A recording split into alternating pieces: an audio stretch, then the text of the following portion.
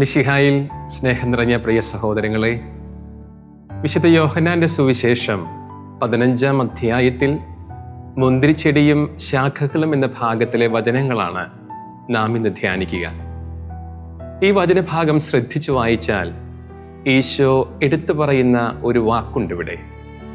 അത് കൂടെ വസിക്കുക എന്നതാണ്.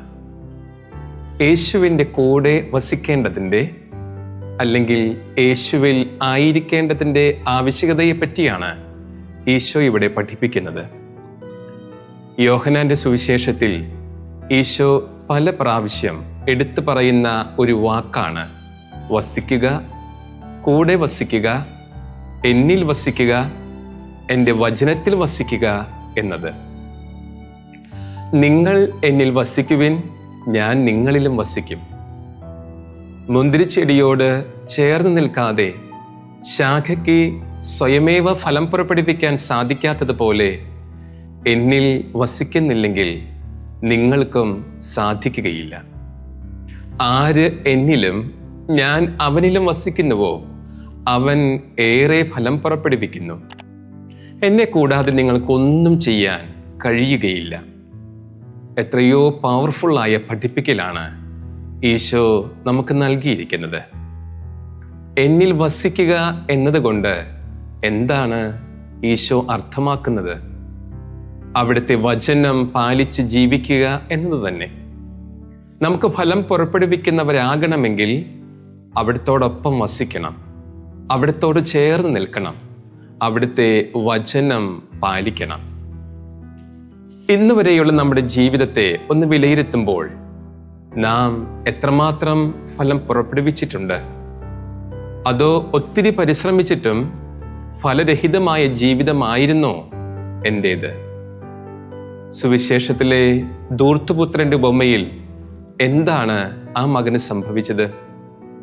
തായ്തണ്ടായ പിതാവിനോട് ശാഖയായ മകൻ ചേർന്ന് നിൽക്കാൻ വിസമ്മതിച്ചു.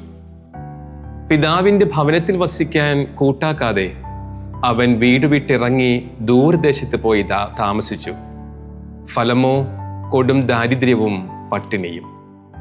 പിന്നീട് അവൻ പശ്ചാത്താപത്തോടെ പിതാവിൻ്റെ അടുക്കിലേക്ക് തിരികെ വരുന്നു.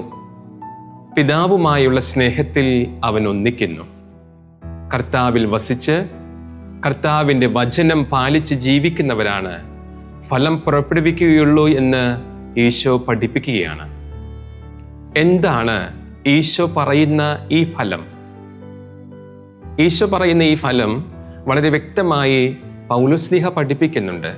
ഗലാത്യക്കാർക്ക് എഴുതിയ ലേഖനം 5-ാം അധ്യായം 28-ാം വാക്യത്തിൽ സ്ലീഹ പറയുന്നു, എന്നാൽ ആത്മാവിൻ്റെ ഫലങ്ങൾ സ്നേഹം, ആനന്ദം, സമാധാനം, ക്ഷമ, ദയ, നന്മ, വിശ്വസ്തത, സൗമ്യത, ആത്മസംയം എന്നിവയാണ്. ഇന്ന് നമ്മുടെ കുടുംബത്തിൽ സ്നേഹമുണ്ടോ? ആനന്ദമുണ്ടോ? സമാധാനം അനുഭവിക്കാൻ സാധിക്കുന്നുണ്ടോ? നമ്മെ ദ്രോഹിച്ചവരോട് ക്ഷമിക്കാൻ പറ്റുന്നുണ്ടോ? മറ്റുള്ളവരോട് കരുണ കാണിക്കാൻ സാധിക്കുന്നുണ്ടോ? നമ്മുടെ വിശ്വസ്തതയ്ക്ക് കോട്ടം സംഭവിച്ചിട്ടുണ്ടോ?